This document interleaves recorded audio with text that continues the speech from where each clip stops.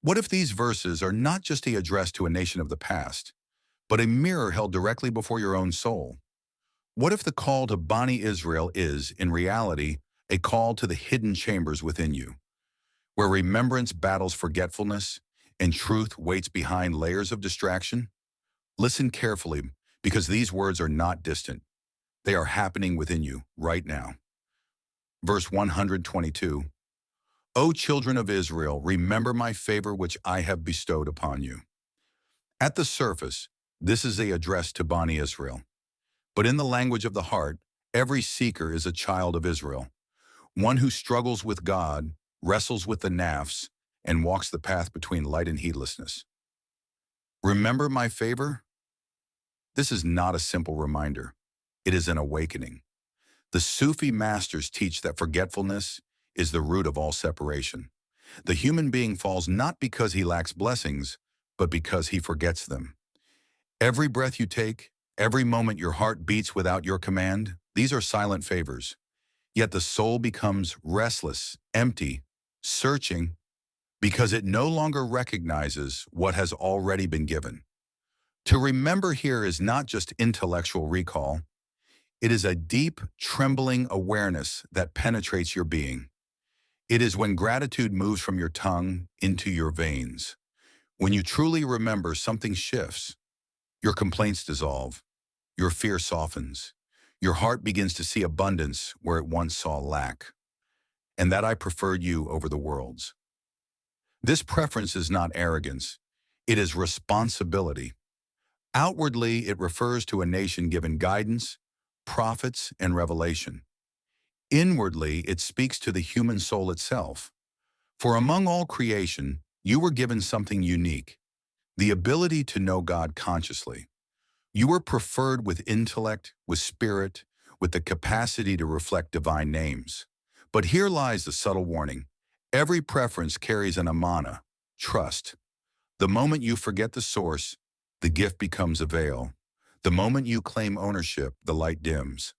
The Sufi path reminds us, you are honored not because of who you are, but because of who is reflected within you. And if that reflection is neglected, the same soul that was elevated can fall into deeper darkness than before. Verse 123. And fear a day when no soul will suffice for another soul at all. Now the tone shifts from remembrance to accountability. Fear a day. This fear is not terror. It is awakening consciousness. It is the realization that one day all illusions will collapse. No titles, no followers, no identities, no borrowed faith. Soul will not suffice for another soul. This is the severing of all dependencies. In this world, we lean on others, their validation, their support, their presence. But the day of truth strips everything away. Even the closest relationships will step back. Even the most beloved voices will fall silent. You will stand alone, not in loneliness, but in absolute exposure before the divine. And in that moment, only one thing remains: your inner reality. Not what you claim to be, but what you became. Nor will any intercession be accepted from it. This is a deeply sensitive concept, and within Islamic theology, intercession is affirmed, but only by Allah's permission. The Sufi lens here does not deny intercession. It purifies your reliance. It whispers, do not build your spiritual life on assumptions of rescue. Do not delay transformation thinking someone else will carry you. True seekers do not depend on intercession. They prepare to meet. Because love does not say, someone will speak for me. Love says, I will arrive ready. Nor will any compensation be taken from it. Here, the transactional mindset collapses. In dunya, everything has an exchange. You give something, you get something. But the divine presence is not a marketplace. You cannot pay off your inner reality. You cannot substitute sincerity with outward actions alone. The Sufi understanding here is piercing. Your deeds are not currency. They are reflections. If the heart was absent, the action is empty. If the heart was present, even a small act becomes vast. So this verse calls you to purify not just what you do, but why you do it, nor will they be helped. This is the final unveiling. No external help, no last-minute escape, no hidden support. Why? Because the greatest help was already given.